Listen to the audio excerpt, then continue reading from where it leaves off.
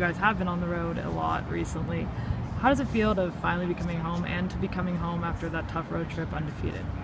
Yeah, at the beginning of this big stretch, I talked about being a test of character, and I think we passed the test with flying colours, but also it was an opportunity to grow our strength and our togetherness and our character. And the opposition on their own provided big challenges, and the challenges with travel and recovery and getting the bodies and the minds in the best place.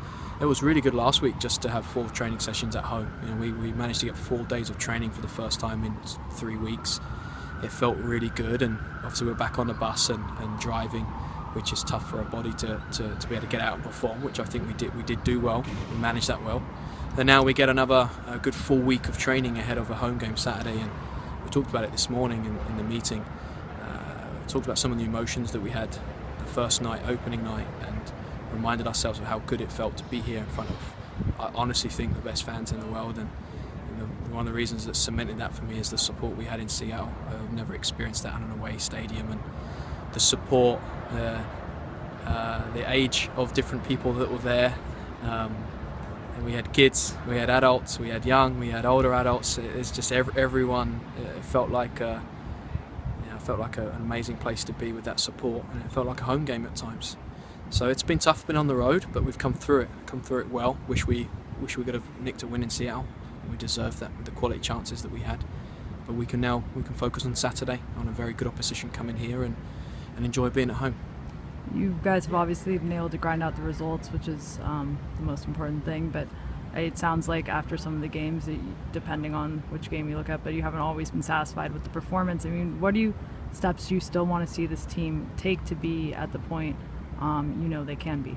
I think that over the Boston and the Washington games, we would love to have a little bit more intensity, a little bit more energy when we're in our defensive organisation. We overachieved that in Seattle. I think our energy defensively was fantastic, and our discipline and our focus was very good. The strategy and the game plans have been different to the style and what this team will be in the future. And you have 2 choices as a coach when you're on the road. You train 1 week before the Boston game, you train a couple times before Washington. When you have, same against Kansas, I think we trained once before Kansas, twice before Boston, and then twice before Washington with minimal training sessions. Do you go after the detail and really try and open the game up, or do you play what the game is going to give you? And we had those strategies in those games, and it felt like it was okay. We've done all right, done us what we needed to do. It kept games tight, kept us in the games, and we provided opportunities, especially this last one. 5 high-quality opportunities where the opposition probably had 1 quality and 1 half chance. We put ourselves in a position to win a very tough game, and it started with that hard work and that energy defensive.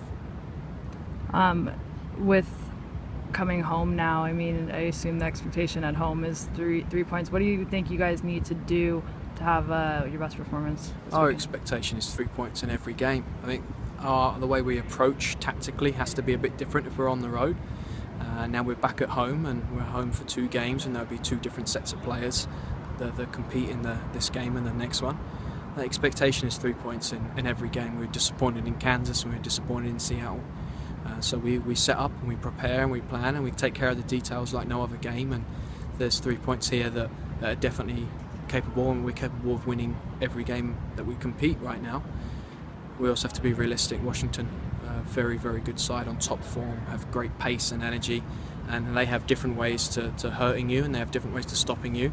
I think it's going to be a really exciting game. With Sinclair, she was in the 18 but didn't make the start. Do you think she's healthy enough to potentially start this weekend? Yeah, we manage her minutes. It's not going to be 30, jump up to 90 and stay at 90. It can't be that. We have to be patient. She asked me again today for 90 on Saturday, because in regards to how her body's feeling. That won't happen. I think she can play a lot more minutes than she played in Seattle, without a doubt. And with your goalkeeper, you have 2 goalkeepers, obviously. Actually, first, how's Michelle doing? Michelle's doing okay. We're being hopeful and positive. We haven't got a fixed timeline. She's progressing. She's done a bit more today, And then obviously AD's been doing well in goal, and then Emily Kruger, who's been at the club now since her second year, she's also looking very good. She's available for selection, and she's been sharp as she needed to be. When Michelle it does return to full health, I mean, with the way that French has been playing, I mean, how difficult of a choice is that for you there? I think Michelle in the first 2 games done really well, performed very well. I think AD has also done very well and performed. So it'll be it's a tough one for us to make decisions like that. I think the players' job is to make that even tougher, and they both had this great mindset and attitude towards improving, helping each other improve, and also competing and preparing for the game ahead. And do you have any timeline on when Amandine Henry is going to be here? Soon, hopefully. So I don't have as soon as possible. We look forward to seeing her here, and we hope soon. And then just one thing I wanted to touch on, you mentioned at the beginning just the fan support here and the traveling fan support here. Do you think there's anything that teams can do to replicate what Portland's accomplished, or is it something that is difficult? I mean, you look at Orlando, they beat the attendance record, but they haven't necessarily been able to keep up those types of numbers in the following games that they've had at home. What makes Portland unique, and is there a way other teams here and in the world can replicate that? Can we see another place getting attendances like the Thorns? Yeah, I don't have enough knowledge to really answer that fairly. I'm just so proud and excited to be a club that has this support. Every stadium in Kansas, Boston, Washington, Seattle, the support was huge, and we could hear them. We could hear them in all game, and then the last 20 minutes of all those games, you can hear those fans. I mean, Boston, there was only 3 or 4, we can hear them. In Kansas and Washington, there was a lot, and Seattle, then there was a huge amount.